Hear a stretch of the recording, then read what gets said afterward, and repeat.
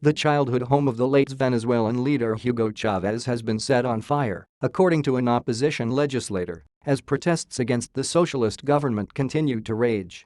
The house, located in the western city of Barinas, was set alight along with several other government buildings by protesters. Demonstrators have also destroyed at least 5 statues of Mr. Chavez during the ongoing protests. And it is pretty symbolic that the citizens are venting their frustrations on the author of the Bolivarian Revolution, said Eric Farnsworth, vice president of the Council of the Americas.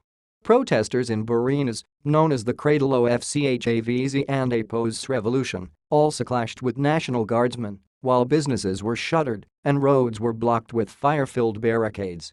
Venezuela's economy, which was once the richest in Latin America, is estimated to have shrunk by 10% last year, and the severity of the crisis is believed to have led to 75% of the population to lose an average of 19 lbs in weight. The country currently has the worst inflation in the world, recorded at over 700%, and protesters are blaming President Nicolas Maduro, Mr. Chavez and Apos' successor, for the dire economic situation, food shortages and rising crime. At least 49 people are understood to have died in anti-government protests that have been ongoing for nearly 2 months, with people calling for early elections. The blaze happened on the same day a pro-government supporter was set on fire during the protests. President Maduro accused opposition protesters of setting the man alight. The victim, 21-year-old Orlando Figuera, was treated in hospital for severe burns and several stab wounds. Footage of the incident was shown by state broadcasters.